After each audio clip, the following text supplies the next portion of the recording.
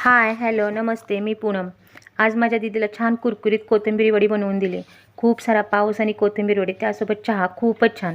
त्यासाठी 1 वाटी बारीक केलेली कोथिंबीर, 1 चम्मच जिरं, 1 चम्मच ओवा, चवीपुरतं मीठ, लाल तिखट घालून चांगलं मिक्स नंतर वरून 1 वाटी बेसन, थोडंसं तांदळाचं पीठ, थोडंसं गरम केलेलं तेल आणि थोडं तीळ घालून चांगलं मिक्स करून घेतलं. नंतर त्याचा गोळा करून घेतला.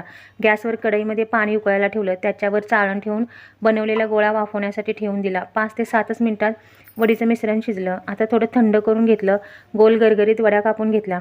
कढईमध्ये तेल चांगलं गरम करून घ्यायचं, म्हणजे वड्या चांगल्या तळल्या जातात. नंतर मंद आचेवरती वड्या कुरकुरीत होईपर्यंत तळून घेतल्या. आणि आता मस्त अशा कुरकुरीत वरून तीळ लावलेल्या वड्या चहासोबत एन्जॉय केला. पावसातून असं काही चहासोबत असलं की पावसाळा चालू झाला असं वाटतं. आणि आमच्याकडे तर खूप पाऊस लागतोय. कोथिंबीरीच्या वड्या साध्या सोप्या बनवून तयार झाल्या. तुम्ही बघू शकता किती छान बनली. हाय, हॅलो, नमस्ते. मी पूनम. आज माझ्या दीदीला छान कुरकुरीत कोथिंबीर वडी बनवून दिली. खूप सारा पाऊस आणि कोथिंबीर वडी, त्यासोबत चहा खूपच छान. त्यासाठी 1 वाटी बारीक केलेली कोथिंबीर, 1 चम्मच जिरं, 1 चम्मच ओवा, चवीपुरतं मीठ, लाल तिखट घालून चांगलं मिक्स नंतर वरून 1 वाटी बेसन, थोडंसं तांदळाचं पीठ, थोडंसं गरम केलेलं तेल आणि थोडं तीळ घालून चांगलं मिक्स करून घेतलं. नंतर त्याचा गोळा करून घेतला.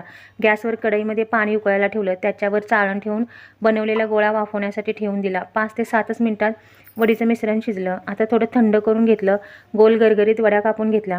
कढईमध्ये तेल चांगलं गरम करून घ्यायचं, म्हणजे वड्या चांगल्या तळल्या जातात. नंतर मंद आचेवरती वड्या कुरकुरीत होईपर्यंत तळून घेतल्या. आणि आता मस्त अशा कुरकुरीत वरून तीळ लावलेल्या वड्या चहासोबत एन्जॉय केला. पावसातून असं काही चहासोबत असलं की पावसाळा चालू झाला असं वाटतं. आणि आमच्याकडे तर खूप पाऊस लागतोय.